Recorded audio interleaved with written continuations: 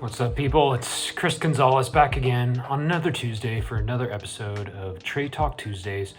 And in this week's episode, I'm going to be recapping and discussing Lost Fantasy Volume 1, published from Image Comics. And the writer is Curt Pires, my apologies. Art by Luca Caslanguida. The colorist is Mark Dale, and Micah Myers is the letterer.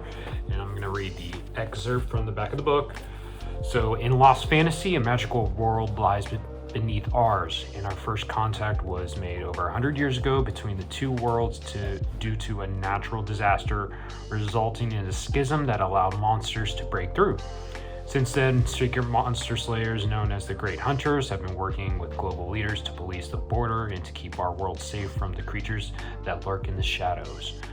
But last night, something broke through, resulting in a mysterious mass killing in Montana and causing things to shift in a way that will ripple through both worlds.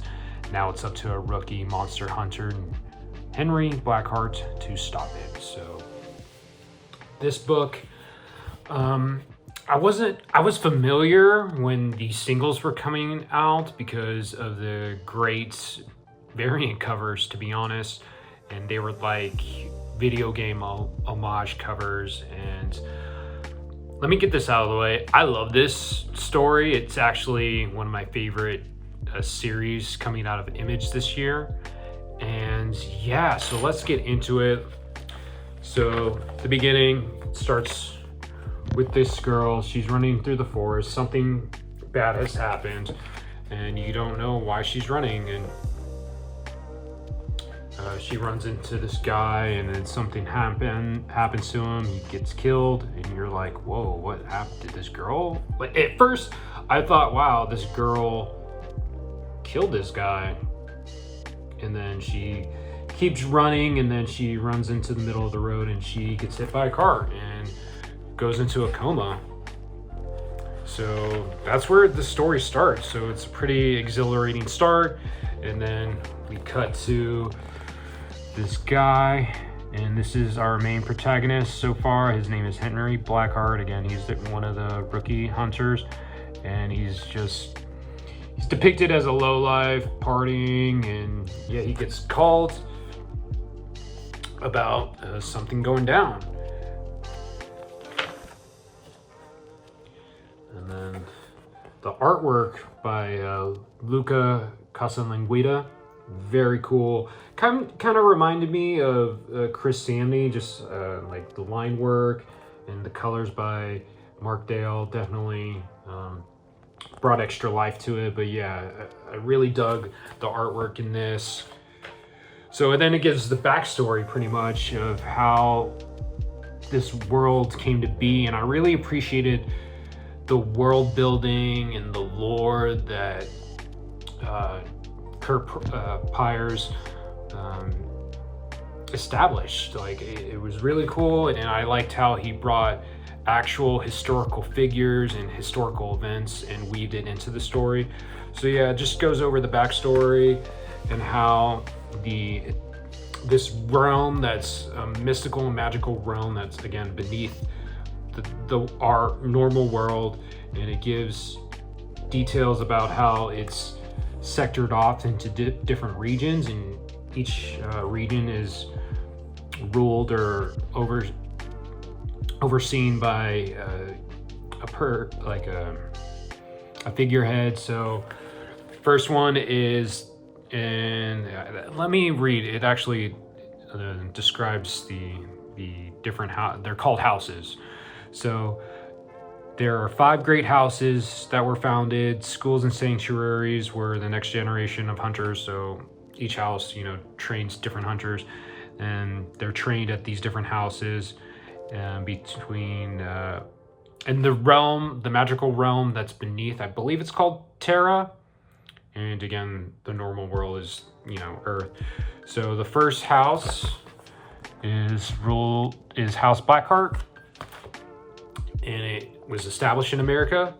The second house, this guy, it is House Wolfsbane, named for and led by the great werewolf hunter Tyrion Wolfsbane, and it's established in Central Europe. This is Tyrion Wolfsbane right here. And then the third house is House Kitsune, and it's established in Japan, and it's by Takahashi Kitsune. That's this person. And then the fourth house is House Grootslang right here. And then the fifth house is House Tekumiyavi. So this is the last house, and I'm assuming that's in India. So yeah, these 5 houses, they're again train these hunters to protect the earth from these mystical creatures and monsters. And then it goes into Blackheart. He has a son who has white hair, and this is Henry. This is our main protagonist, and it just goes how he was trained. And then it jumps back to the present, where Henry, he starts to investigate. He's called to investigate this girl who was hit earlier, and now that girl's in a coma. And yeah, so Henry has the ability to essentially read people's minds. So he touches this girl and he tries to get clues on what happened.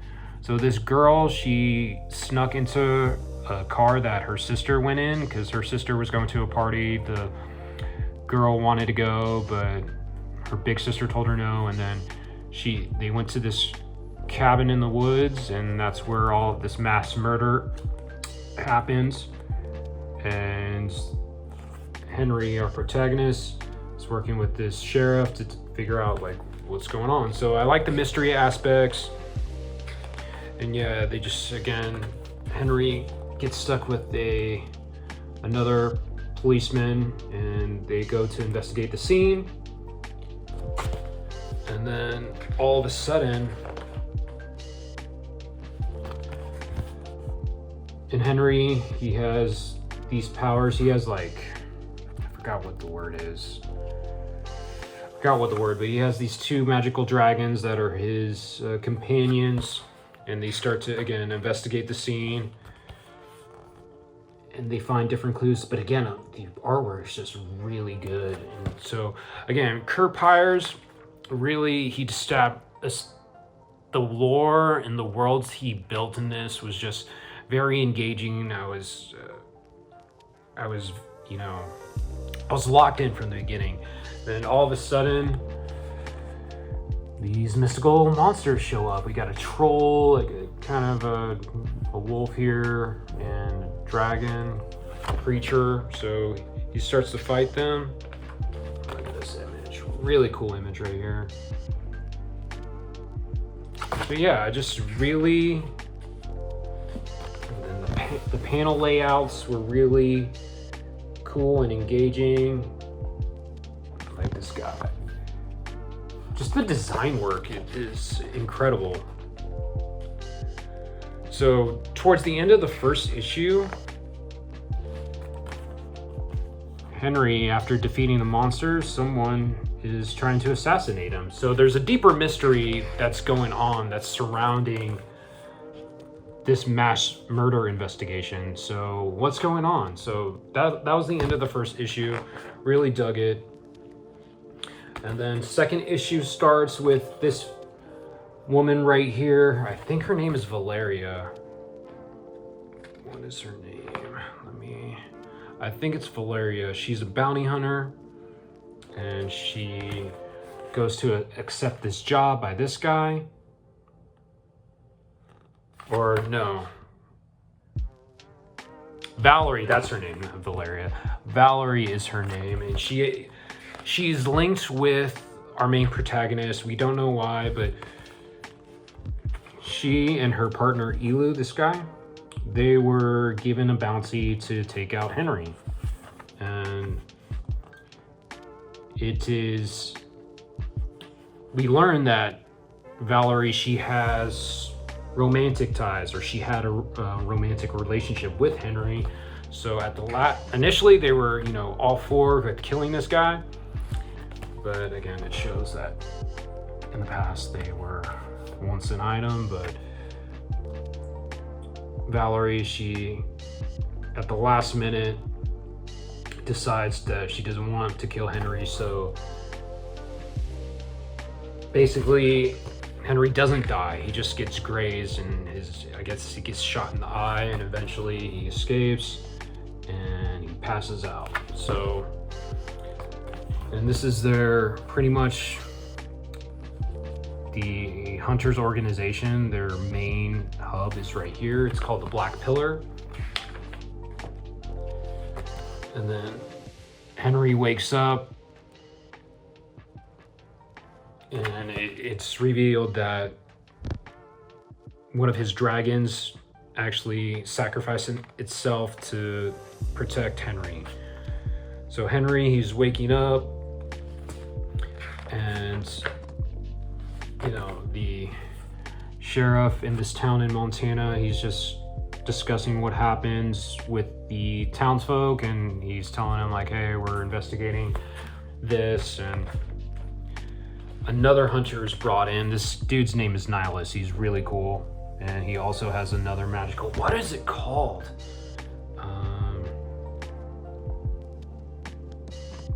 Forgot the word, but he's also brought into the investigation, and him and Henry also have a past with one another. Okay, so this cop, he's essentially assigned to oversee and babysit Nihilus as they're doing further investigation into the murders. And Nihilus, they're staying at this motel. This guy, his name is Theo, and somebody attacks Theo. And then it cuts to Nihilus. They're still investigating. And then the cop who was attacked earlier attacks Nihilus, and he's like turned into a troll. And then this troll has this fight. It's a pretty badass fight. And then Nihilus, he has magical abilities. And this dude has a lightsaber. What? He whips out pretty much a lightsaber. This is so badass. So this guy, they have a fight. Really badass fight. So again, the artwork's just really good. And the coloring's very dynamic. And then all of a sudden, Nihilus, he's in trouble, and then Henry comes back with his giant sword and kills Nihilus. And so Nihilus tells Henry to use his mind reading abilities to see what happened with this cop and why he turned into the troll. And then something happens to Henry while reading the cop's mind. And it's actually it's revealed that whoever attacked the cop put this like parasite in the cop's mind, and that parasite has mind warping abilities, and it affects Henry. So Henry's eyes turn red, and he starts to attack Nihilus. And that's where issue 2 ends.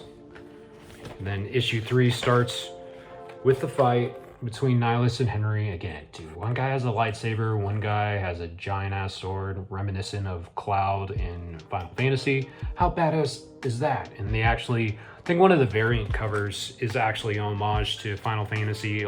No, yeah, the variant covers for issue 1, it has a homage cover to Final Fantasy 7. So, but yeah, they're fighting. Nihilus is trying to snap Henry back out of it.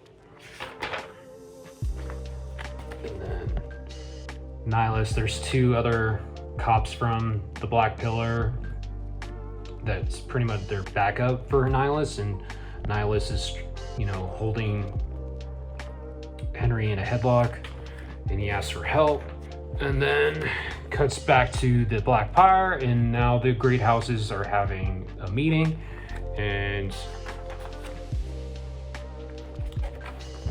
in this sequence, the older Blackheart, he's telling that one of the members of the great houses are not being as truthful, and they're behind all of this. And he's trying to figure out who's the betrayer. And then it cuts back to the fight between Nihilus and Henry, and the cops that were backing up Nihilus. They pull out this instrument to get the parasite out of Henry's head, and they do so, and then Nihilus cuts the parasite in half. And then a couple hours later, Henry wakes up, and then Nihilus proposes that they work together in solving this mystery and the murders, and Nihilus, he agrees to it. And then it goes to Henry. He's trying to remember, going into the cop's head and figuring out who is behind all of it. And then Henry again, he finally agrees to work with Nihilus, because again, they have some type of past with each other, with working together. And then Henry, he goes to the cop, he starts to question him, and the cop gives him this address, but eventually it's a setup. And the sheriff, because the address was for the sheriff, but the sheriff gets murdered. We don't know by who, but all these troops are trying to kill Nihilus and Henry. And then they have another fight in this mansion, really cool fight. Again, the action sequences were drawn really well, very compact, very exciting, very captivating. And they just, again, look how beautiful the artwork is. This is such a fun series. Like, I definitely recommend reading this series. And then we find out that Tyrion Wolfsbane is the one behind everything, and he's actually the betrayer. And we find out in the 4th issue why. And at the end of the 3rd issue, the girl who was hit by the car in the 1st issue, she wakes up and she tells the nurse that she remembers who killed all those people. And then in the 4th issue, it gives some backstory into Tyrion Wolfsbane and how he's a ladies' man, and then he meets this one particular woman that he got fancy to. They have sex, and then it's revealed that this woman that she has sex with actually had a kid. And Wolfsbane, he doesn't like that, and he wants to kill both the woman and the bastard. So he sets out to do that, but it reveals that due to him killing all these werewolves for centuries, he turned into a werewolf as well. And due to that, his son, the kid that, I'll wait till we get there, but he ends up finding the woman, and the woman's still in love with him. And then again, this is their kid. I don't know, what's the kid's name? I don't even remember the kid's name. But his son does not, they don't have a relationship, so his son pretty much tells Tyrion that, you're just a sperm donor. You weren't there for me and my mother. And then Tyrion kills his mother, or, this woman. And then the son gets really upset, and due to Tyrion being a werewolf, he turns into a werewolf as well. And that's pretty much what happened. And then it gets revealed that the party that the girl went to, that kid, Tyrion's bastard son, was also there, and he was being bullied, and to the point where he raged out and turned into a werewolf and killed everybody at the party. So that's who killed all the people. And so it cuts back, and then later on, Valerie and Henry meet up. Valerie visits Henry, and they reunite and have sex because, you know, they've had a past relationship, and I think they really love each other. It goes back to Henry and Nihilus eventually finds that Wolfsbane is fighting his son, and they join into the fray, and they have this fight, really cool fight, and eventually, like, Nihilus, look at this again, really, Nihilus is in trouble. It's a really tragic ending for the kid, because, you know, he didn't choose to be a werewolf. But then this, I love the coloring and the use of blacks in here. And it's Henry, he had no choice, but he had to kill this kid, and it was really this one really was emotional. The kid's like, his guts are just coming out of his stomach. He's like, he hurt my mom. He shouldn't have hurt, and he just passes out. And then Henry's pretty, just the look of his face is pretty devastated. And then I'm not sure if, I think it's not for, we don't know if the kid really dies, but it's implied that he dies. But and then Henry and Wolfsbane, they have this, or Tyrion, they have this conversation, and Henry is suspicious of Tyrion, and Tyrion's pretty much like, hey, you don't want this smoke. So, and then Henry gets a call from the Black Pillar, and they tell him that something has happened at Castle Blackheart, where Henry's father lives, and it looks like someone attacked Henry's father, and yeah, there's a possibility that Henry's father might be dead, and Henry's like, okay, I'm on my way. And that's where issue 4 ends. So great cliffhanger for the story to end. I'm really digging this, and yeah, I like this so much that I'm considering of getting all the previous single issues, like 1 through 4, because I think they're now, issue 6 is going to come out next week. But yeah, I'm really considering of getting all the issues 1 through 5 just for the variant video game homage covers, because they're really cool. So we'll see if I'm able to get them, and I'm going to check my comic shop and see if they have them in the back issues. But really recommend Lost Fantasy. Can't recommend this enough. One of my favorite titles from Image this year, so definitely check this out. I can't highly recommend this enough. So yeah, that was it. That was Lost Fantasy. And oh, by the way, this collects, again, Lost Fantasy issues 1 through 4. So in case you were wondering, and they're pretty much each oversized issues, so pretty meaty. And yeah, so that was Lost Fantasy Volume 1. Can't wait to read more. And yeah, so next week, I'm going to be going over Absolute's Flash Volume 1, because it drops, I think it just released today. So I'll be picking it up tomorrow, and you'll see that in my haul for New Comic Wednesdays. But yeah, let me know if you read Lost Fantasy. Let me know your thoughts. And yeah, just like, comment if you had read this, and if you read it, what are your thoughts? Let me know in the comments, and subscribe to the channel if you haven't already. But thank you for those who have been watching. I really appreciate it. And yeah, that was this week's episode of Trade Talk Tuesdays, and I'll be back tomorrow and yeah, next week.